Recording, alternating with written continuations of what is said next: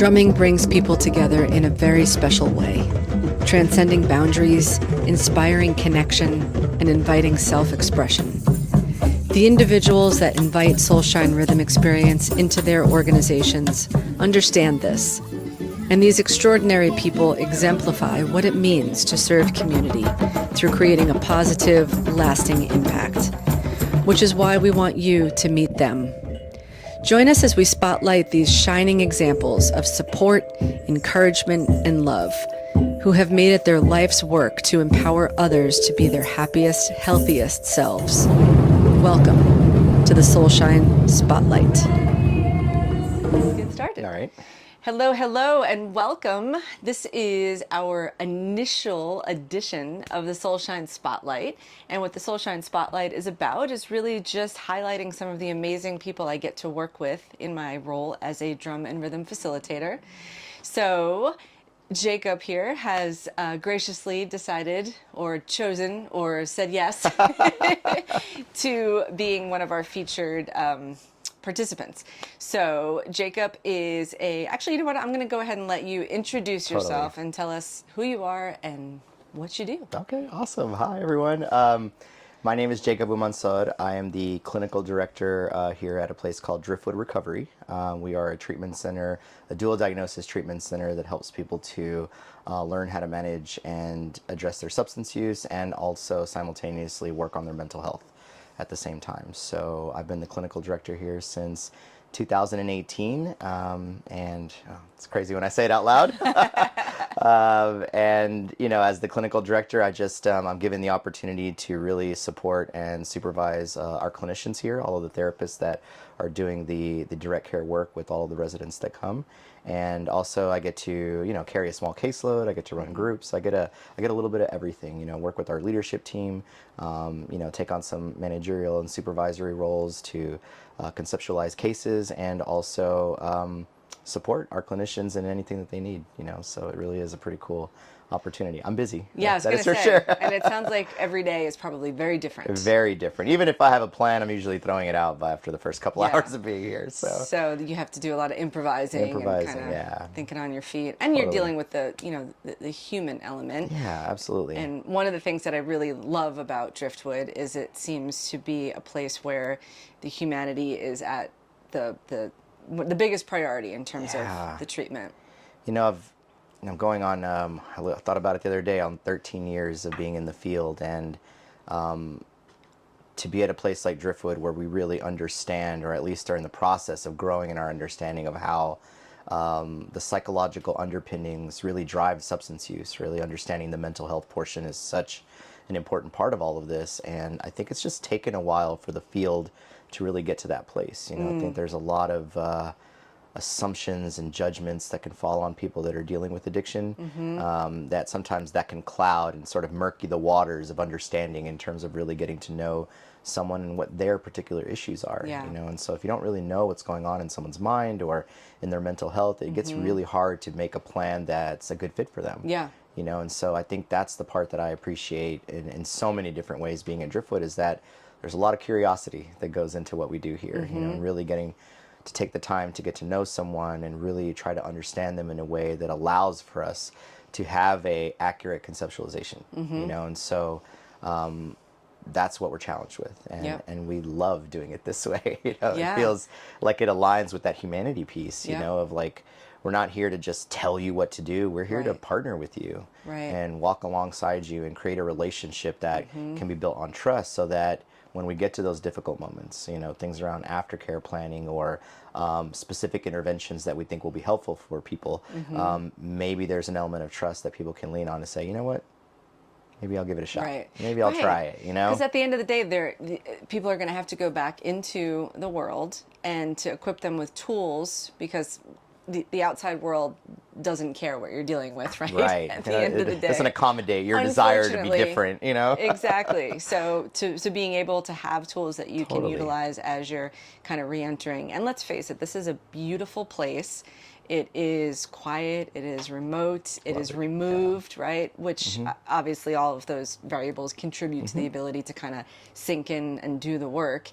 What do you think makes Driftwood so unique in the field? That was great. I was hoping you were going to ask that question.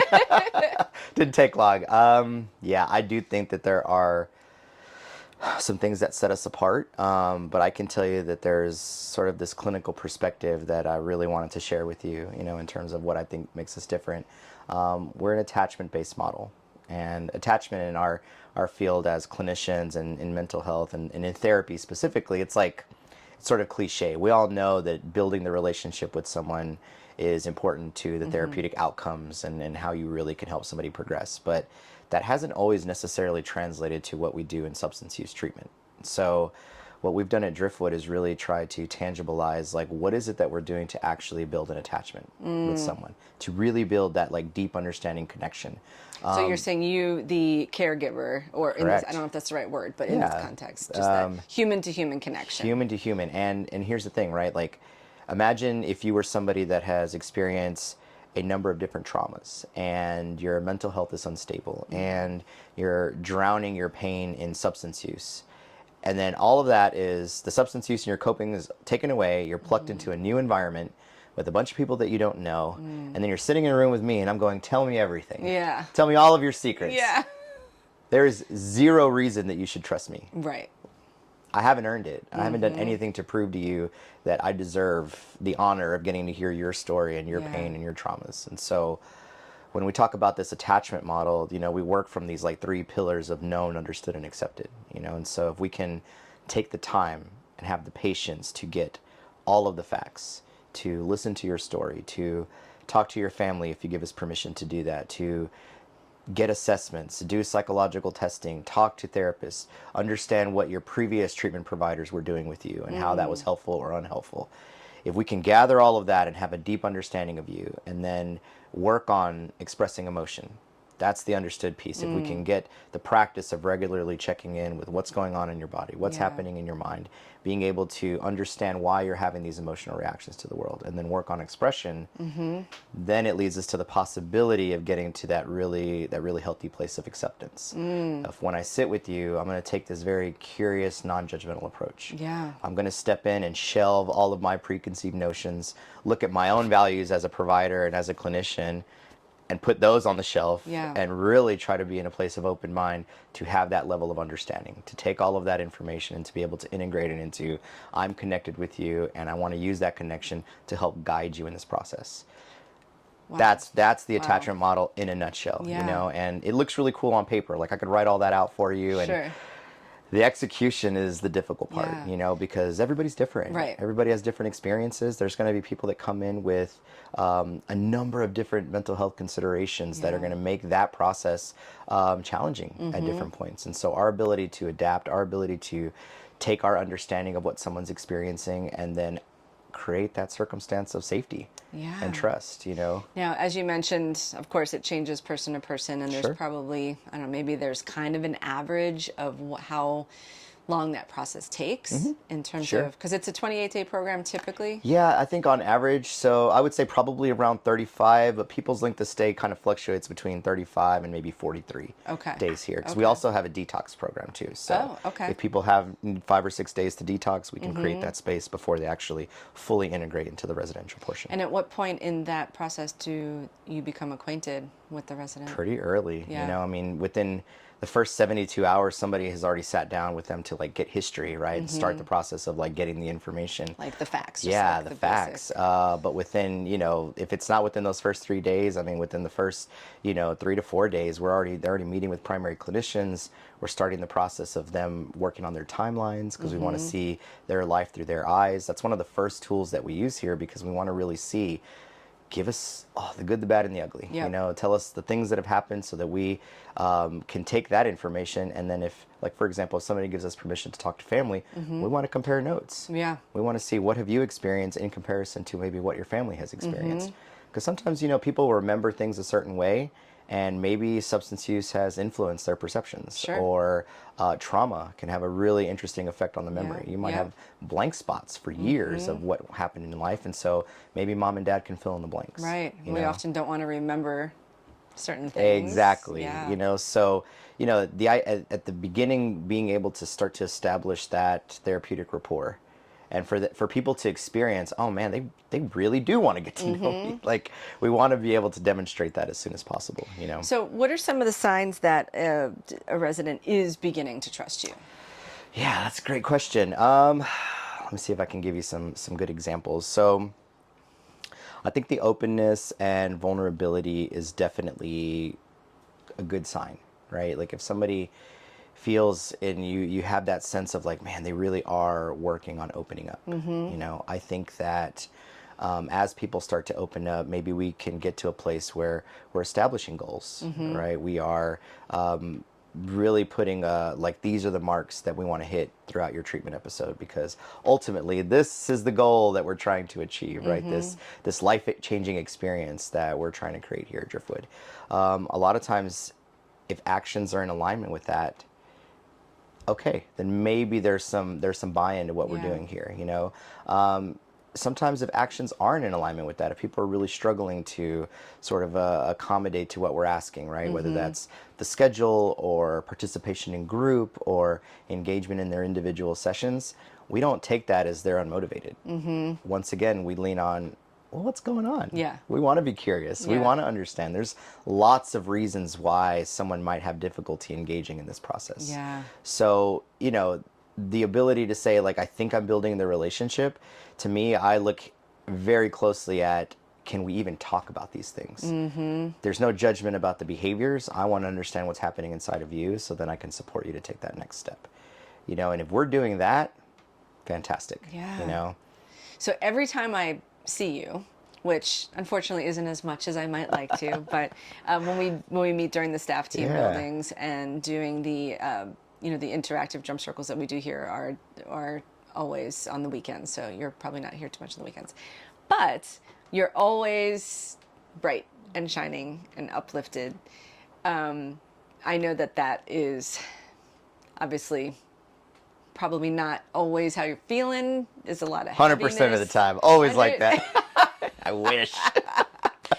Well, you know, it's a lot of weight, and you know, I would say even in my interactions doing the therapeutic drumming here with the residents, right? So I often will go into it, and it's similar to your therapy by not all means, by no means as involved, but meaning the on-ramp approach, right? Totally. Where we just kind of have to create the space and send out the invitation, but we're not going to be pulling you in unless you want to come on in, right? Yeah. And so managing expectations, because I have that feeling, as I'm sure you do too, where you want people to get the most out of the experience, right? So kind of sitting back and letting that happen. But there are moments that are magical where you get that feedback that, oh, something landed, right? Yeah. And then there are times when you're just not going to be able to reach somebody. And in my case, sometimes they just leave, right? And that's okay. I've learned not to take it personally. Not take it personal, yeah. However, it's actually working, by the way. If somebody gets up and leaves, whatever is happening, to me is like a sign. It's kicking up something for them. Interesting. So I never take something like that as I stop marking things as bad or good. Right. I don't even judge it that way anymore. I don't judge emotions as positive or negative. They're just emotions. Which is really admirable. You say that you say it like it's easy. Took a while to get here, I'll be honest with you. Well, and in those cases, and to kind of put a bow on what I was trying to say, when I leave, I feel uplifted. However, there is a weight. There is a process for me in order to kind of release, right, and not carry with me whatever heaviness. So, for you, because this is day in, day out that 100%. you're here. So, what are some tools that you use that's really interesting that you have noticed that about being in this environment. First off, you're very intuitive. You're picking up on exactly, I think, one of the biggest challenges of doing this work. And I wouldn't even say just in the residential environment. I just think therapy in general. You know, even when I float back to in graduate school, you know, a graduate of St. Ed's, go Hilltoppers. Nice. And, you know, they talk to you about self-care repeatedly.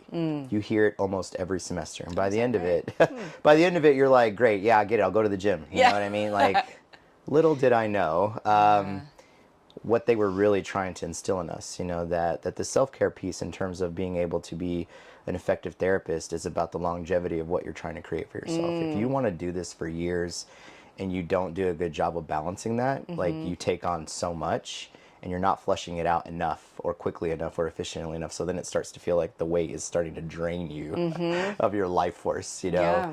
So I would say that as therapy in general, I think every therapist should have their own therapist and should be actively involved in therapy to have their own space to just create the catharsis of whatever the buildup is happening. Because we also kind of have lives too outside of this. Right. What? Where we have our own issues that we're dealing with in our own life, aside from everything that we might be carrying because of the work.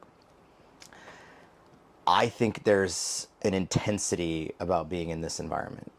And here's where I would even separate Driftwood from what I've experienced in other places. Being in the residential environment is intense. It's easy to pick up on the energy and the traumas and the pain and the weight of what you watch people do in this work. But at Driftwood, it's even, the intensity is cranked up even more because of the attachment model. The attachment model is asking us to be real, to be authentic, to step into these moments and be present, to be aware of where we're going to have countertransference and talk about it. Yes. The team is saying, we want to hear where you're struggling so that we can support you, where you don't know what to do, or where you feel like that person's reminding you of your mother and it's clouding your judgment. We want to be able to support each other in that, and there's just a lot of expectation there in order for us to be really high functioning members of this team. Driftwood understands that. Yeah. So what they do is they really promote us to find the avenues of self-care. Okay. So it's different for all of us, right? Sure. Like we all have our different things that we need to reboot our battery. What Driftwood is saying is, let's find those. Let's help you find those outlets so that you come in and are in a really good place when you're here, And so it's really easy to come to Drum Circle and be positive and and be happy and energetic. That's not always the case. Yeah. But what I will say is, I feel like it's part of my responsibility to come to this place and bring that energy and bring that passion, because these are people's lives. Yeah. Yeah. And having come from places, obviously nobody falls into substance abuse if they are living a perfectly balanced, healthy life. So coming from negative spaces, coming from darkness, you bringing the light makes a huge difference. I like to say people don't come to treatment on a winning streak. Yeah. People aren't out there going, you know what, things are great. I think I'm just going to go. Maybe once you get to the maintenance, the maintenance side of it. Right? I'm going to go take a 30-day break at a place. No, most of the time people are coming in really hurt. Yeah. And in a lot of pain, and they need support. And so the idea of like being able to take care of myself is so that I can show up and be in this place, and if I'm not passionate about the group that I'm running or the material that we're presenting, why in the world would they be? They don't feel great. They feel terrible. Right. So sometimes I feel like it's not up to me. It's up to the team. It's up to the organization to create this circumstance where we are offering people the best opportunity to get healthy. And we know that there's no guarantee on the outcomes, but we can increase people's chances, and that's the way I think about it, is like in probabilities. How do I increase people's chances to go out there and have a life-changing experience, and how do I decrease the chances that they'll fall back into those old patterns? And so. And isn't that what's so interesting about connection? It's almost, I can't say enough good things about connection, especially authentic connection, and it's at the root of what you do and me as well. And I think there's a little bit of a caveat there, though, like what you were talking about, because the deeper you go, that extraction feels a little more palpable, right? So kind of coming to this place and then entering into the world. So it's how wonderful that Driftwood gives you resources to kind of manage that process. Can we get personal for a second? Of course. Okay. Absolutely. So we touched on this a little bit before we started recording, but there's typically a impetus, something that is pulling you toward the type of work that you do. Can you talk a little bit about your why? Yeah, my why. So, it's an interesting journey. I never had an experience with therapy growing up. My parents struggled to provide for us, so I felt like a lot of times we were in, and they did the best that they could, but we never lacked for basic human needs, but like therapy would have been a luxury for us back then. So I never had an experience like that. I was an undergrad, and I just sort of figured out that I wanted to be a helper. You know, my mom was a nurse, so I spent a lot of times in clinics and in hospitals, and I saw how important her role was. And so I just knew that I didn't know how, but I just thought that being a helper is something that I wanted to do. And so my undergrad at UT was in human development and family sciences, and I loved it. I loved the psychology of it, the neuroscience, you know, the attachment piece was huge. Understanding, like, just as a species, how we've evolved into these creatures that really need connection, not just for survival, but for like overall like joy and happiness, you know? So as I, you know, sort of went through that curriculum and graduated, I wanted to start working with people. And some people would laugh at this because I know the people watching might not know me, but the people that are here are like, oh my God, this makes total sense. I got a job as a probation officer. Oh. And I did that for 5 years. The last 3 years I was working and going to graduate school in the evenings. But I got to tell you, it was a really amazing sort of prereq to what I do now, because the county that I worked for was really big into rehabilitation. Here in Texas? Yes. Which you wouldn't think. Yeah. But 100%, you know, and there's a real deep understanding, at least in the district that I worked in, that if people are getting the help that they need, that's better for the taxpayers. Yeah. If people are rehabilitated and can work and pay taxes and do community service, like that's giving back to the community versus just locking people up. Right. You know, that doesn't help. That actually costs the taxpayers money. So even in that perspective, I could see that rehabilitation was so important. I got my first exposure to AA. I got my first exposure to substance use, mental health, and the legal system, you know? Wow, you got quite an education. It was in a that comprehensive sort of view of parts of this job that I would have never had exposure to unless I had done that work. Yeah. So it was fantastic, you know, and I was a fair probation officer, and I did my best where I could to try and like help people, you know, get through that process, you know, and so... So I'm picturing little Jacob. Were you a helper when you were little? I mean, some of it was not always in the best circumstances. My mom worked a lot. My dad struggled at times to have consistent employment. So I was just high functioning, and I kind of had to be. You know, I think if my parents could choose something different for me, maybe they wouldn't have. But I mean, I cooked, I cleaned, I cut the grass, I took care of my little sister. You know, I'm 6 years older than her, and there was definitely nights and on weekends when my mom was working that I was in the kitchen, like you know, taking care of her. And so, you know, those are the things that I can acknowledge for myself of why, you know, I have this push and this desire, and those are some of the things that might get in the way of me having a healthy relationship in a therapeutic setting. That might try to infiltrate at times, me wanting to be the helper and wanting to rescue, or I have to be aware of that. I was going to say, I have to be aware of it. Quite the awareness to be able, because that is such a natural state of being. Totally. To slip into. And it can feel like it's coming from a good place. My emotions will cloud my judgment and tell me that I'm doing the right thing. That's why it's so important for us to have such a healthy relationship as a team. That if we notice that in each other, that we can raise those conversations. And the cool part about it is, though it might be a little uncomfortable for us to do that, essential. Essential, and it brings a strength to the work that we do, because we know that we're coming from a clinically sound place rather than a place of countertransference. Wow. You know? What a delicate balance too, right? Totally. Because you've got that connection, and then you've got that, you know, you don't want to be the white knight syndrome, right? Right. That's not beneficial at times. And most of the time it's not. I can totally relate to that. Yeah. I have to comment on your story about having a younger sibling. I had a younger brother who's 6 years younger than me. And I also have an older brother, but my younger brother is, I always tease him because he's a police officer now. And he's also an Army veteran, right? And I'll say, I used to change your diapers. I used to put you in the bath, so don't you give me attitude. But I too, I remember thinking, because if my parents were working, and I remember taking it upon myself to make sure that everything was ready for their arrival, like make sure the chores were done, make sure the food was on the table, whatever needed, whatever was expected of me, or, you know, kind of going above and beyond to ensure that peace was in the household when everybody came home, right?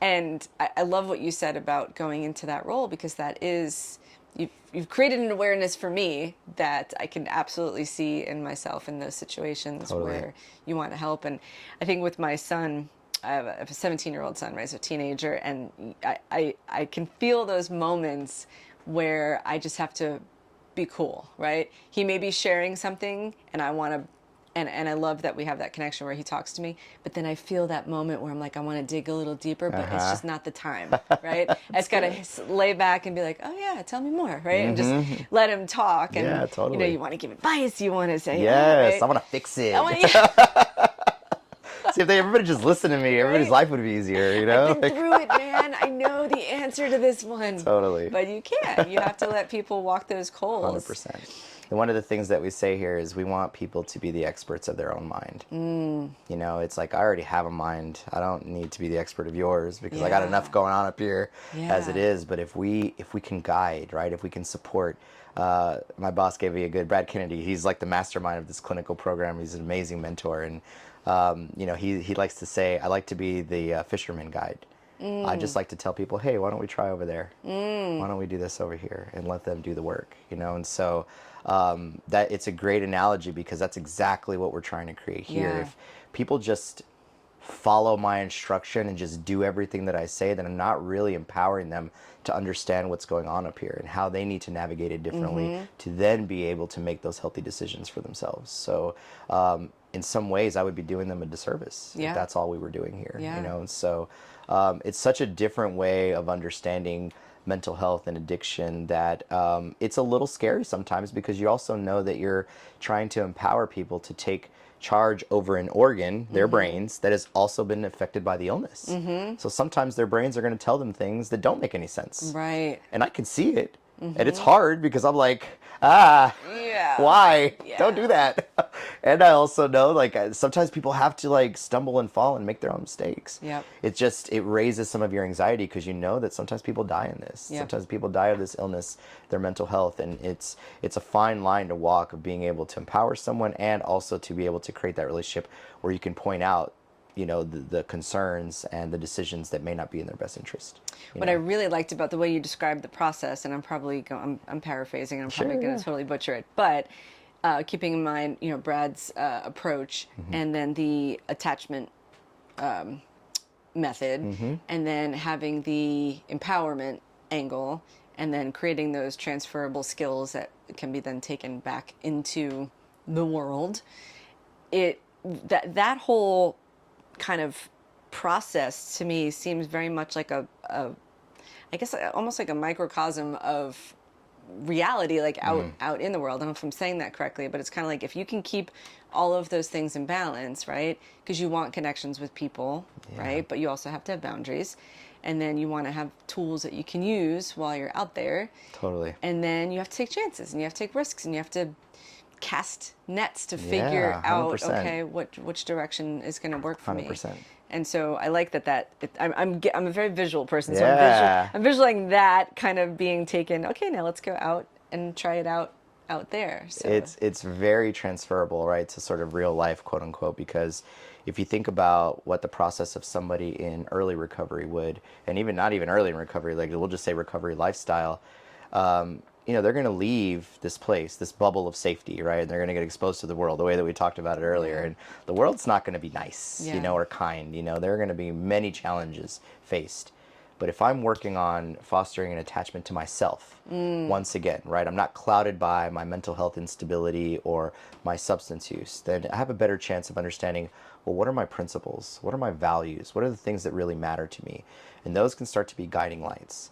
And maybe I've also created a really healthy support system of other people that have been in my shoes, right? Through AA or Dharma Recover, Celebrate or Smart or a church group or a yoga studio or a drum circle. You know, it's like I've seen people do it 1,000 different ways. There's so many options out there for building that tribe.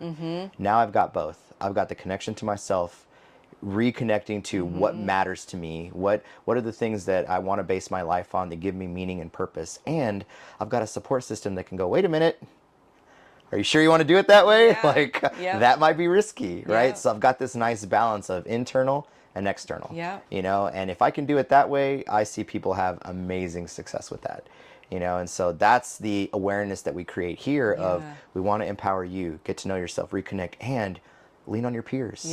You know, lean on your support system, lean on your clinicians that are taking the time to get to know you and understand you in a way that when we point out things, you know it's coming from a place of not just the time and investment in you, but also the expertise that we do this work. Right. And kind of taking the negative stigma out of accountability.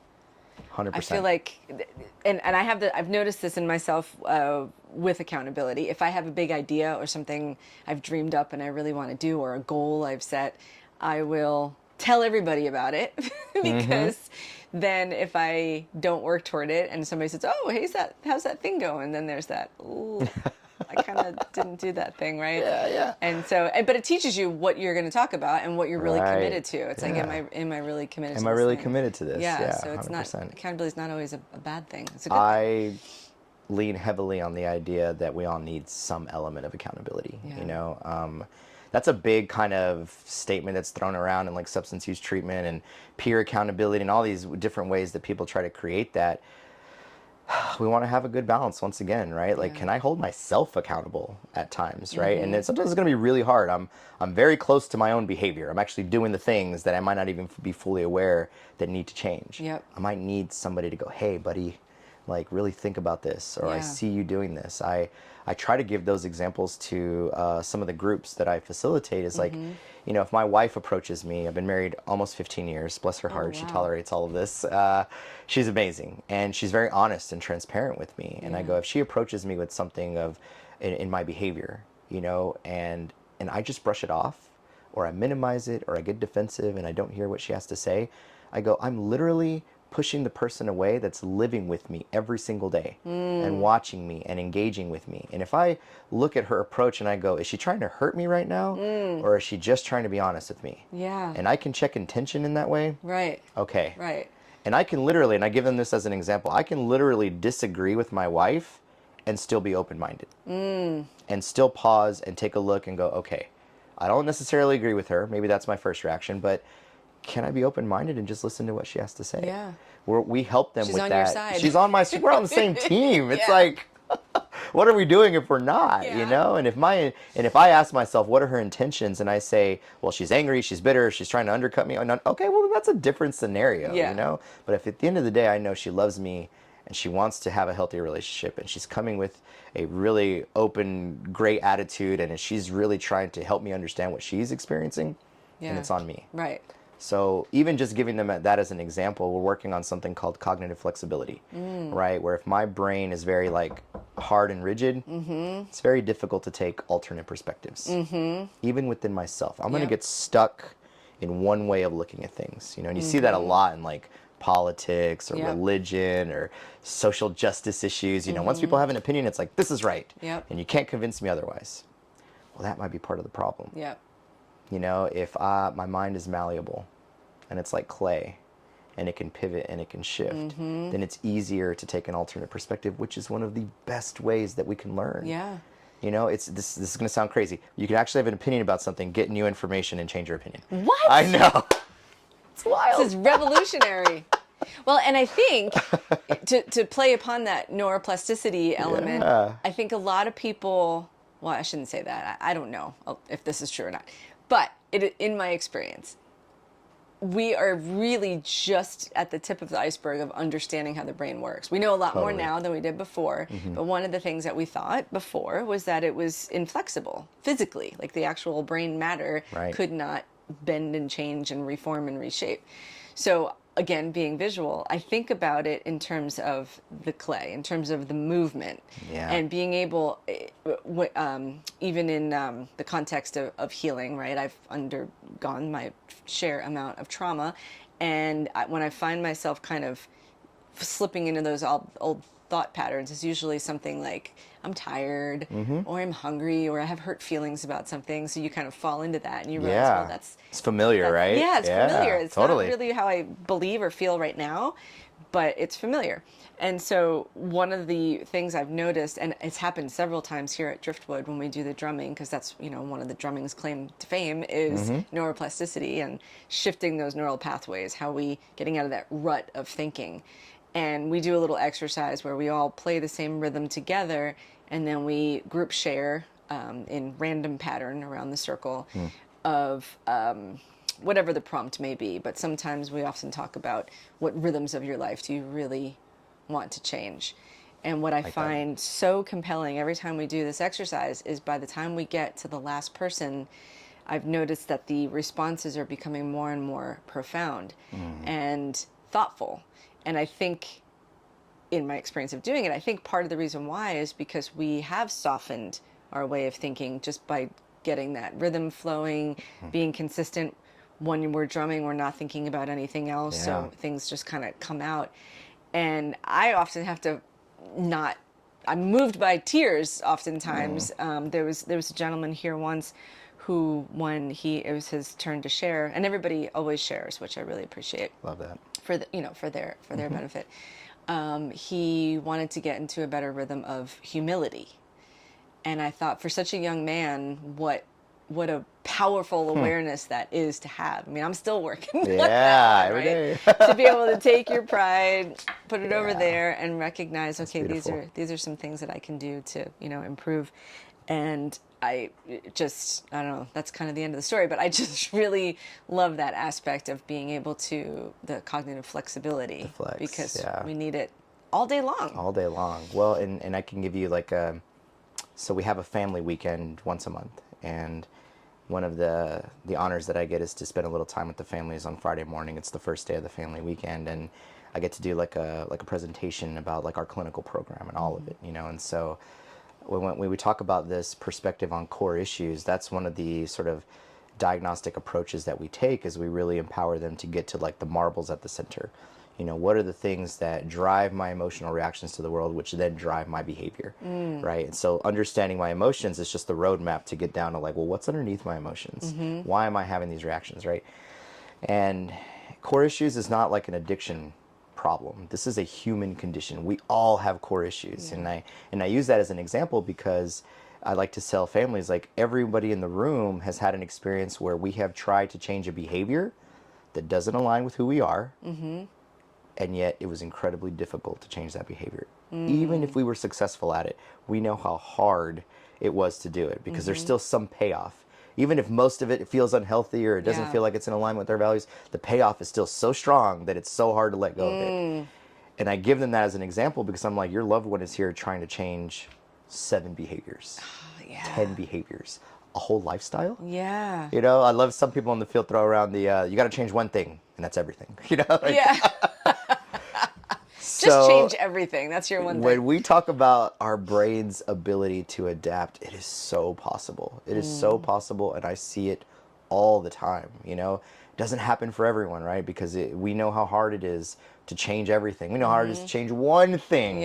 We know how hard it can be. So, but I see it. I see that when people really find the ways that are in alignment with their personalities and their connections, and they build the trust with us, and they start taking the risks, and they start establishing the new patterns here, the consistency. I love to say that it doesn't matter the skill, right? Like if I handed you a golf club or a drum or a tennis racket or a grounding exercise, the process is always the same. It's consistency, it's discipline, it's repetition. And when people start doing it in that way, with these coping strategies and these new ways of living, you see amazing things happen, And the therapeutic work just increases the chances that people will grab onto these skills that are in alignment with what they need for their treatment in their lives, And so. So how much emphasis would you put on choice, like in that moment? Like, how can I phrase this? When somebody is trying to change a behavior, and I think part of the crutch that often happens when people are coming through addiction or whatever, it's like, it's beyond my control. So is there a point in the recovery process where they, and I'm sure it's different for everybody, but where you start to recognize, oh, this is a choice? And yeah, okay, I like that. So, a lot of the old perceptions of what people were struggling with addiction was a lack of willpower, right? Lack of choice. There was a lot of judgment that went into what people understood about, people that were addicts or alcoholics or substance dependents, the way that we talk about it now. And I think that because of the way that the brain and the reward center, the get more center, we like to say, gets hijacked by substance use, people don't feel like they have a choice. Literally, in my neocortex, you know, this amazing executive functioning part of my brain can say, this is terrible. I'm hurting myself. I'm going to die. I'm going to get arrested if I keep doing this. I'm going to lose my job. I'm going to get divorced. And I can cognitively understand that. The problem is that the impulse part of my brain, right, the reptilian brain, the limbic system, emotional part of my brain is telling me, no, we have to keep using. And those parts of my brain are so much more powerful in pushing me towards behavior. So much more powerful than my neocortex. That is the thinking part and the amazing part of my brain that So does it's all like these arm amazing wrestling things. competition. Yes, it's an arm wrestling competition with an arm that's way stronger than your thinking brain. Right. So once the brain starts to come back online, right, and we've taken the substance use away, and we've started to address all the mental health pieces with therapy, with coping strategies, with medications, right, we do acupuncture here, we do equine therapy, we do EMDR for trauma, we, you know, get people down. We have a cold plunge now, which, by the way, is amazing. Ooh. We did it after the drum circle the other day, by the way. On my way out. Oh, nice. You know, once you start the process of healing the mind and the brain, then people start to feel much more comfortable and empowered in their choices. They start to understand, well, what's in alignment with this recovery lifestyle that I'm really trying to create? And they need guidance, right? We talked about the external supports, about people being able to point out, hey, like, this might be in alignment. That may not be. And then I have the choice. Yep. If somebody's telling me, somebody that maybe I'm looking at and respecting as a expert in the field, or somebody that's achieved long-term sobriety, and they're telling me that maybe I shouldn't do this thing, there's my choice. Yep. I'm getting to the place where my mind is starting to become better at deciphering what's healthy and what's unhealthy. And that process is different for everyone, right? Yeah. Like sometimes people in the first 30 days can start to make healthier choices and it makes more sense. Yeah. For some people, it might take longer depending on their circumstance, their genetics, their traumas, their diet, their hormone levels, their family culture, you know, and all the things that would contribute to the wiring of my brain. And this is why we understand that everybody's different. Yep. You can't just give cookie cutter treatment and expect to get the outcomes. And even the same person day to day is different. And I don't mean to minimize the element of choice, but I've noticed in even my own behavior, I have to really dig in and choose to do something. And here's a good example. When I wake up in the morning, right, I have the alarm set. Every week I work at not hitting snooze. Right. I get up pretty early. Oh, snooze is so good though. It's like 9 more minutes of bliss. So and great. For some reason I fall into the deepest sleep imaginable in those 9 minutes, right? Yeah. So my alarm goes off at 5:30 and I'm like, okay. I do the math in my head. Well, if I sleep until 6, that gives me this amount of time. And it's absurd. Just get up, right? So then, but when I make the decision, this week, I'm doing it. I'm not hitting the snooze. I'm done with this nonsense. And then I'll do it. And I'll do it for a week, maybe 2, right? Okay. Yeah. And then you fall back into the old habits.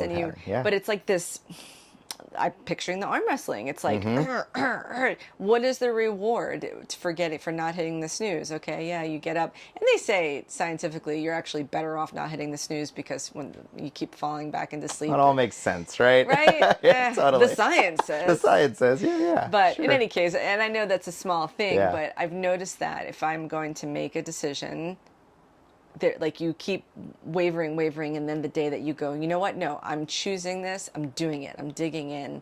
I'm doing it. And all of that to say, I guess the reward, it's like you're predicting the reward, that you're going to be happier with the outcome than you are in not doing it. You just kind of make that decision. Okay. Now check this. Okay. All right, you ready? All right, here we go. So if I was a therapist listening to your circumstance, right? If you were a therapist. If I was a therapist and we were in this environment, you're like, man, I really have come to treatment because I got to figure out how to stop hitting that snooze button, and this is why I'm here. And I'm like, okay, great. I'll give you this as an example. Like, I know for me, and this is actually a very recent happening, you know, I love to work out, you know, the diet's always a little shaky, questionable at best, you know, but the consistency of working out is great. But the second that I got invited to do a competition with a group of buddies, and we're going to do our close our ring on our Apple Watches competition every day, it was like not even a question. It wasn't just a question of I'm going to work out or do something active every day. It was like, I'm going to do 2 every day. Oh. So for me, as an individual, knowing and understanding that piece added to makes it so much easier. why is it that when the competition component is added on, oh, and then somebody suggested let's put $25 on it, and I was like, now you assholes are done. You know what I mean? Sorry. You know, like I was like, now it's on, you know? So, but that's it. There was something there that promotes the motivation and the commitment and the discipline. What we're doing here is trying to figure that out for everyone, right? Like trying to fan that flame and find it in some ways, have them explore, well, what is it what that incentive is? The incentive, or what's the obstacle that's getting in the way of wanting it, right? Because there's sometimes where people come in and the substance use has been so destructive. It's like literally tearing their bodies down. Like, I can't guarantee that someone's going to die, but I can say, look at your labs. Your liver's dying. The chances that you are going to die are very high. And yet, there's something that's happening. It's not enough. It's not, there's the curiosity piece, right? So the individual differences, right? Maybe something about the finding what is the, because you can do it for a week, so there's something there, right? There's something there. I think the competition part might be there's something there, you know. And so, but that's where, like, okay, we would get curious about that, right? Like if that was the goal for you, we would get curious and look at, well, what's happening in that moment that's different from the rest. We'd like to say that's an exception. You know, Dr. Ron Siegel, he's an amazing guy. We consult with him on chronic pain. He always talks about exceptions, because we also have a chronic pain track, which we haven't talked about, by the way, but it's amazing. There are very few places across the country that do chronic pain. A lot of times we're getting people that have conditions that are not necessarily going to get better. These are people with diagnosis that they've been taking substances to try and manage their pain, you know, and it has created dependence. Ooh, that's a big one. Whether somebody was predisposed or not, completely irrelevant. Their bodies are not functioning in a way that allows them to feel comfortable that they can navigate life and deal with that element of pain. So the substance use at the beginning helps, but then as tolerance increases, dependence increases, side effects increase, right? So by the time they get to us, it's so ingrained of, I don't know if I'm ever going to be able to do this. I don't know if I can live a life without being on an opiate, for example, to manage my pain. We have to create some element of hope. We have to offer opportunities and strategies and ways for people to maybe have the experience. And if we can get one moment or one day where they were like, man, usually my pain's at an 8. Today it was at a 4. Fantastic. What was different about today? We need to sit down and figure this out, because something worked today. Because are you telling me that at a 4 you can live your life happily and go out and do things? Yes, I could. Great. Then we know we're on to something. We know it's possible. All we need is one time, an exception. When we experience an exception, then we can start to build on that. Because once you do it once, my theory is you can do it again. You're kind of inspiring me. I do like the competition element. Maybe I'll start a competition with my husband. I did that once where I was like, I'm going to get up before him every day. Every day. And he's one of those weirdos that only needs like 5 hours of sleep. Yeah, so, that's me.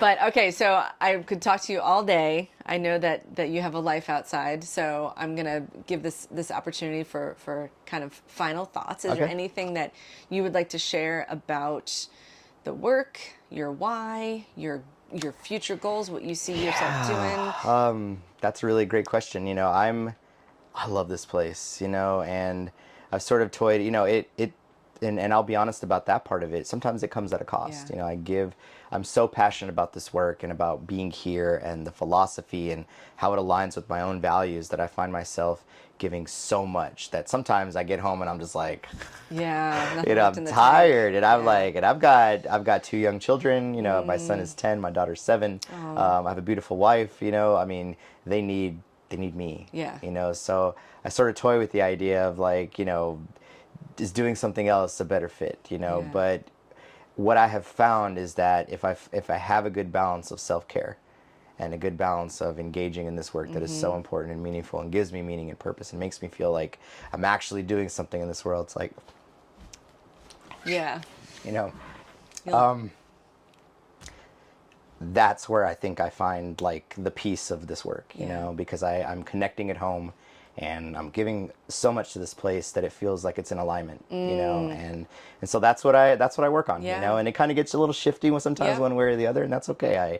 I work on making those pivots, and my therapist hears all about it, you know, so she's amazing. Thank you, Sarah. You know, Well, I'm glad you mentioned that, yeah. the balance part, because I think there's a misconception sometimes that people, when they're striving for balance, they're striving for this kind of balance, and that just doesn't exist. There's always going to be Totally. something give and take, but it's 100%, the you know? recalibration that The matters, right? recalibrate, the pivots, the Yeah. adjustments, you know, and that's, you know, and it's hard to say like this is the perfect, yeah, it's like if I could just find the perfect blueprint of self-care and passionate work, you know, it's like, yeah, for like a couple days, you know, Yeah.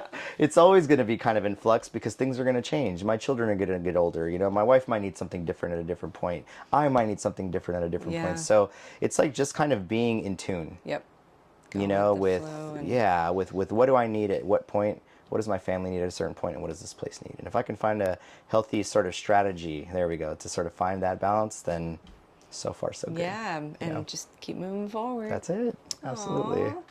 Well, I am so happy that you sat down with us here at Driftwood Recovery, and I absolutely love coming here. I hope that we get We to love do it having you forever. here, by the way. Well, I'll tell you what one of your residents said to me recently. They said, "Can you come every day?" I was like, "Oh man, that's a big ask, but would be amazing, wouldn't Yeah. it? Awesome. Every week, maybe? Yeah. I don't know." I'm gonna float that idea out there, you know. Oh my gosh, yeah, we really love having you come out. So thank you Well, for letting me do this today. by oh, the way. absolutely, and everyone is here is so fortunate to be able to come in contact with you and share your expertise. And I feel like what you've shared with me about the process here is going to enable me to bring even to step up my game a little bit and you know, kind of align with the process Yeah. here. So thank you so much, Beautiful. Jacob. Thank I you so really much, appreciate Susie. it. It was my pleasure.